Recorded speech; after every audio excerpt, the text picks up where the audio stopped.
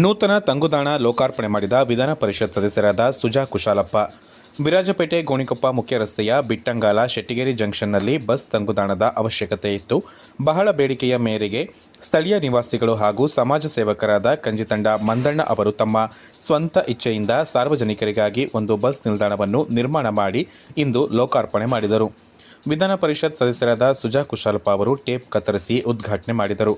ನಂತರ ಮಾತನಾಡಿದ ಶಾಸಕರು, ಪ್ರಧಾನಿ ನರೇಂದ್ರ ಮೋದಿ ಅವರ ಸಬ್ಕಾ ಸಾಥ್ ಸಬ್ಕಾ ವಿಕಾಸ್ನಂತೆ ತಮ್ಮ ಸ್ವಂತ ಇಚ್ಛೆಯಿಂದ ಸಾರ್ವಜನಿಕ ಸೇವೆಗೆ ಮುಂದಾದ ಮಂದಣ್ಣ ಅವರ ಸೇವೆ ಅಮೋಘವಾಗಿದೆ ಎಂದು ಶ್ಲಾಘನೆ ವ್ಯಕ್ತಪಡಿಸಿದರು.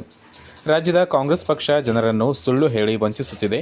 ಮುಂದೆ ನಮ್ಮ ಸರ್ಕಾರ ಅಧಿಕಾರಕ್ಕೆ ಬರಲಿದೆ ಎಂದು ತಿಳಿಸಿದರು. ಹೋರಾಟದ ಮನವನ್ನು ಇಟ್ಟುಕೊಂಡು ನಮ್ಮ ಭಾರತೀಯ ಜನತಾ ಪಕ್ಷ ಕೊಡಗು ಜಿಲ್ಲೆಯಲ್ಲಿ ಎರಡೂ ಶಾಸಕರನ್ನು ಗೆಲ್ಲಿಸುವಂಥ ವ್ಯವಸ್ಥೆಯಾಗಿ ರಾಜ್ಯದಲ್ಲಿ ಸರ್ಕಾರ ನಡೆಸುವಂಥ ನಮ್ಮೆಲ್ಲರ ಕೈಯಲ್ಲಿ ಈಗಾಗಲೇ ಯಾಕೆಂತ ಹೇಳಿದ್ರೆ ದಾನಿಗಳಿಂದ ನಮ್ಮ ಮೋದಿಜಿಯವರ ಒಂದು ಹೊಸ ಬಸ್ ತುಂಗದಾಣವನ್ನು ನಮ್ಮ ಮಂದಣ್ಣನವರು ದಾನಿಯಾಗಿ ಅವರ ಕೈಯಿಂದ ಸ್ವ ಇಚ್ಛೆಯಿಂದ ಮಾಡಿದ್ದಾರೆ. ಯಾಕೆಂತ ಹೇಳಿದ್ರೆ ಹಳೆಯ ಕಾಲದಲ್ಲಿ ಅಷ್ಟೇ, ರಾಜರ ಕಾಲದಲ್ಲಿ ಅಷ್ಟೇ ದಾನಿಗಳಿಂದೇ ನಡೀತದ್ದು. ಹಳೆಗಾಲದ ಪಾಳೆಗಾರಿಕೆ ಇದ್ದ ಟೈಮಲ್ಲೇ ನಮ್ಮ ರಾಜ್ಯಕ್ಕೆ ಬಂದ ಜಂಗಮ ಜೋಗೆ ದಾಸಯ್ಯನಾಗಿ ಬಂದವಂತವನ್ನೇ ನಮಗೆ ಇಲ್ಲಿ ವಿದ್ಯೆ ಕೊಡಬೇಕು ಅಂತ ಹೇಳುವಾಗ ಎಲ್ಲರೂ ಒಂದು ಜೋಪಟಿಯನ್ನು ಕಟ್ಟಿ ನಮ್ಮ ಪಾಳೆಗಾರಿಕೆ ಇದ್ದ ನಾವು ಲೋಕಲ್ ಅವರು ಜೋಪಟಿ ಕಟ್ಟಿ ಅವನ್ನ ವಿದ್ಯೆ ಕೊಡಲಿಕ್ಕಾಗಿ ಎಲ್ಲರೂ ದಾನ ಕೈಯಿಂದ ಮಾಡಿದಂಥ ವ್ಯವಸ್ಥೆ ಇದೆ. ಹಾಗೆ ಬ್ರಿಟಿಷ್ ಕಾಲದಲ್ಲೂ ಅಷ್ಟೇ, ಹಾಗೆ ಸ್ವತಂತ್ರ ಪೂರ್ವದಲ್ಲಿ ಈಗಲೂ ಅಷ್ಟೇ ದಾನಿಗಳು ಇದ್ದರೆ ಮಾತ್ರ ದೇಶ ಅಭಿವೃದ್ಧಿ ಆಗುತ್ತೆ. ಹಾಗೆ ಇವತ್ತು ಮಂದಣ್ಣವರು ಪಕ್ಷದಲ್ಲಿ ಭಾಳ ಸಕ್ರಿಯವಾಗಿ ಪಕ್ಷಕ್ಕಾಗಿ ಭಾಳ ಕೆಲಸ ಮಾಡ್ತಾ ಇದ್ದಾರೆ. ಅದೇ ರೀತಿ ದಾನಗಿರಿ ನಮ್ಮ ಭಾರತೀಯ ಜನತಾ ಪಕ್ಷ ಜನಸಂಘ ಈಗ ಕಾಲದಿಂದ ಹಿರಿಯರಿದ್ದಾರೆ. ಒಂದು ಕಾಲದಲ್ಲಿ ಇಲ್ಲಿ ಬಿಟ್ಟಂಗಾಲದಲ್ಲಿ 1985 ಎಲೆಕ್ಷನ್ನಲ್ಲಿ 11:30 ಗಂಟೆಗೆ ನಮ್ಮ ಹಿರಿಯರಾದ ನಾರಾಯಣರಾವ್ ಅವರು ಒಟ್ಟಿಗೆ ಇದ್ದಂಥ ಕಟೀಲಾಯರವರು ಸುವಾರ ಪ್ರಚಾರ ಮಾಡುವಾಗ ಕೇವಲ 3 ಜನ ಮಾತ್ರ 4 ಜನ ಇದ್ದರು. ಹಾಗಾಗಿ ಜನಪದ ಕಾರ್ಯಕರ್ತರು ಭಾಷಣ ಕಂಬಕ್ಕೆ ಹೊಡೆದು 3 ಜನ ಕಾರ್ಯಕರ್ತರು ಹಿರಿಯರು 1-2-3 ಜನ ಇದ್ದರು. ಅಂಥ ಪರಿಸ್ಥಿತಿಯಲ್ಲಿ ಪಕ್ಷ ಸಂಘಟನೆ ಮಾಡಿ ಇವತ್ತು ಕೇಂದ್ರದಲ್ಲಿ ಭಾರತೀಯ ಜನತಾ ಪಕ್ಷ ಬಿಜೆಪಿ ಜಿಲ್ಲಾ ಉಪಾಧ್ಯಕ್ಷ ಕಿರಣ್ ಗಣಪತಿ ಮಾತನಾಡಿ, ಗ್ರಾಮಾಭಿವೃದ್ಧಿಯಾದರೆ ದೇಶ ಅಭಿವೃದ್ಧಿಯಾಗುತ್ತದೆ ಎಂಬ ಪ್ರಧಾನಿ ನರೇಂದ್ರ ಮೋದಿ ಅವರ ಚಿಂತನೆಗೆ ಪೂರಕವಾಗಿ ಮಂದಣ್ಣ ಅವರ ಸೇವೆ ಸಲ್ಲಿಸಿದ್ದಾರೆ.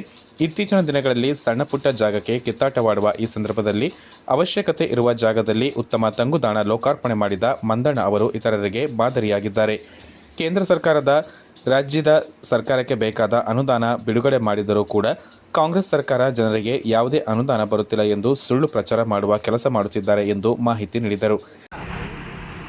ಒಂದು ಬಸ್ ಉದ್ಘಾಟನೆಯನ್ನು ಜನರ ಸುರಕ್ಷತೆಗೆ, ಜನರ ತಂಗುದಾಣಕ್ಕೆ ತನ್ನ ಸ್ವಂತ ಶಕ್ತಿಯಲ್ಲಿ ನಿರ್ಮಿಸಿ ಸಬ್ಕೆ ಸಾಥ್ ಸಬ್ಕೆ ವಿಕಾಸಿಗೆ ಮಾದರಿಯಾಗಿ ಇವತ್ತು ಲೋಕಾರ್ಪಣೆಯನ್ನು ಕಂಜಿತಂಡ ಮಂದಣ್ಣನವರು ಮಾಡಿದ್ದಾರೆ. ಇವರಿಗೆ ಇಡೀ ಗ್ರಾಮಸ್ಥರ ಪರವಾಗಿ ತುಂಬು ಹೃದಯದ ಅಭಿನಂದನೆಯನ್ನು ಸಲ್ಲಿಸ್ತೇನೆ. ಯಾಕೆಂದರೆ ಬಂಧುಗಳೇ, ಈಗಿನ ದಿನದಲ್ಲಿ ರಸ್ತೆ ಹೋಗುವಾಗ ರಸ್ತೆಯಲ್ಲಿ 3 ಅಡಿ ಜಾಗ ಬಿಡೋಕ್ಕೆ ಬೇಳಿ ಕಿತ್ತಾಡುವಂಥ ಸಮಯದಲ್ಲಿ ತನ್ನ ಉದಾರ ಮನಸ್ಸಿನಿಂದ ಸಿಕ್ಕಿದಂಥ ಜಾಗದಲ್ಲಿ ಮಾದರಿಯಾಗಿ ಒಂದು ಗ್ರಾಮ ಅಭಿವೃದ್ಧಿ ಆದರೆ ದೇಶ ಅಭಿವೃದ್ಧಿ ಆಗುತ್ತೆ ಅಂತ ಹೇಳುವಂಥ ನರೇಂದ್ರ ಮೋದಿ ಅವರ ಚಿಂತನೆಗೆ ಪೂರಕವಾಗಿ ಇವತ್ತು ಅವರು ಕೆಲಸ ಮಾಡಿದ್ದಾರೆ. ಅಂದರೆ ಅವರು ಒಂದು ಸಮಾಜಕ್ಕೆ ಒಂದು ಸೇವಾ ರೀತಿಯಲ್ಲಿ ಬೇರೆಯವರಿಗೆ ಒಂದು ಪ್ರೇರಣೆ ಆಗಿದೆ ಅಂತ ಹೇಳಿದ್ರು ತಪ್ಪಾಗಲಾರದು. ಏಕೆಂದರೆ ಈಗಿನ ಒಂದು ಪರಿಸ್ಥಿತಿಯಲ್ಲಿ ನೀವು ನೋಡಿರ್ಬೋದು, ಸನ್ಮಾನ್ಯ ಸಿದ್ದರಾಮಯ್ಯನವರು ರಾಜೀನಾಮೆ ಕೊಡ್ತಾರೆ, ಶಿವಕುಮಾರ್ ಅವರು CM ಆಗ್ತಾರೆ ಅಂತ ಹೇಳಿಕೆ ನೋಡಿದ್ದಾರೆ. ಆದರೆ ಅವರ ಕಲ್ಮಶ ಎಷ್ಟಿದೆ ಅಂದರೆ ರಾಜೀನಾಮೆ ಕೊಡುವಂಥ ಸಮಯದಲ್ಲೂ ಸೆಂಟ್ರಲ್ ಕೇಂದ್ರದಲ್ಲಿ ನರೇಂದ್ರ ಮೋದಿ ಅವರು ಯಾವುದೇ ಅನುದಾನ ಕೊಡ್ತಾ ಇಲ್ಲ, GSTಯನ್ನು ವಂಚನೆ ಮಾಡ್ತಾ ಇದ್ದಾರೆ, ಕರ್ನಾಟಕಕ್ಕೆ ಸಲ್ಲಿಸುವುದಿಲ್ವ ಅಂತ ಹೇಳೋ ಮಾತನ್ನು ಹೇಳ್ತಾರೆ. ಯಾಕೆಂದರೆ ಬಂಧುಗಳೇ, GSTಯಲ್ಲಿ ಕರ್ನಾಟಕದಲ್ಲಿ ಅತ್ಯಂತ ಇದು ಕೊಟ್ಟರು ಸಹ ಕರ್ನಾಟಕ ಏನು ಭಾಗಶಃ ಶೇರ್ ಸಿಗಬೇಕು ಅದನ್ನು ನಿರಂತರ ಕೊಡ್ತಾ ಇದ್ದಾರೆ. ಜನರಿಗೆ ತಪ್ಪು ಮಾಹಿತಿಯನ್ನು ಕೊಡುವುದರ ಮೂಲಕ ಜನರನ್ನು ದಾರಿ ತಪ್ಪಿಸುವಂಥ ಕೆಲಸ ಮಾಡ್ತಾ ಇದ್ದಾರೆ. ಅದು ಕಾಂಗ್ರೆಸ್ ಸರ್ಕಾರ, ಭ್ರಷ್ಟ ಸರ್ಕಾರ ಅಂತ. ಈ ಸಂದರ್ಭದಲ್ಲಿ ಬಿಜೆಪಿ ಶಕ್ತಿ ಕೇಂದ್ರದ ಪ್ರಮುಖರಾದ ಅಪ್ಪರೆಂಡ ದಿನು, ವಿರಾಜಪೇಟೆ ಮಂಡಲಾಧ್ಯಕ್ಷರಾದ ಸುವಿನ್ ಗಣಪತಿ, ಕೊಡಗು ಜಿಲ್ಲಾ ಬಿಜೆಪಿ ರೈತ ಮೋರ್ಚಾದ ಅಧ್ಯಕ್ಷರಾದ ಅಮಣಿಚಂಡ ರಂಜು ಪೂಣಚ್ಚ, ಬಿಟ್ಟಂಗಲ ಗ್ರಾಮ ಪಂಚಾಯಿತಿಯ ಮಾಜಿ ಅಧ್ಯಕ್ಷರಾದ ಮೇಚಂಡ ಪ್ರಸನ್ನ, ಮಂಡಳದ ಪ್ರಧಾನ ಕಾರ್ಯದರ್ಶಿ ಅಜಿತ್ ಕರುಂಬಯ್ಯ ಸೇರಿದಂತೆ ಹಲವಾರು ಮಂದಿ ಉಪಸ್ಥಿತರಿದ್ದರು.